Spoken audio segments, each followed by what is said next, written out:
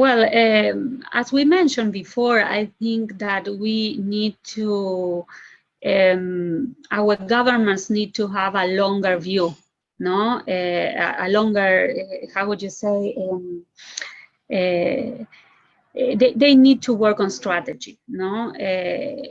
That's something that many countries are trying to do, but I would say we need to move, to improve a lot on that sense. And related to that, if you see the competitiveness main problems in the region are very tied to institutional weaknesses. So it's mandatory for our businesses and for our business leaders to keep on the dialogue with businesses, to improve institution quality, definitely. So that is more macro, but it's very important because many of the micro things doesn't happen because of that. No, then for sure, and many countries has been doing so, like Colombia, Peru, Chile, has been working very steadily on improving business environment and the doing business ranking, etc., etc. That it requires that specific point.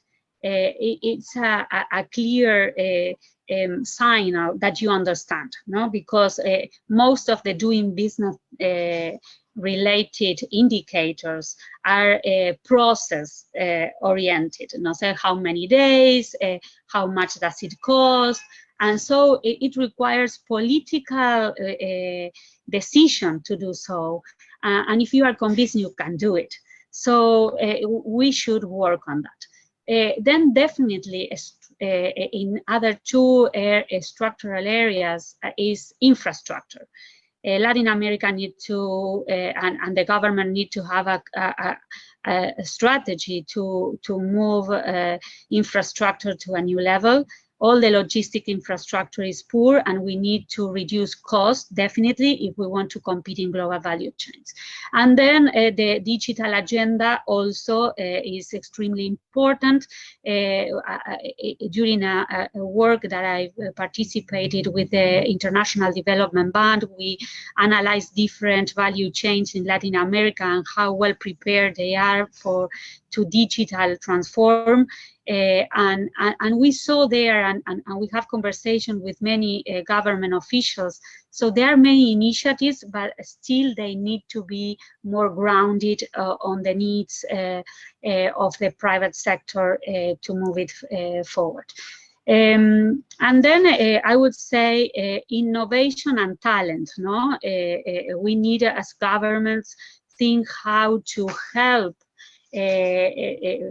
the transition from the old pool of skills and talents to the ones that are going to be required in the new economy.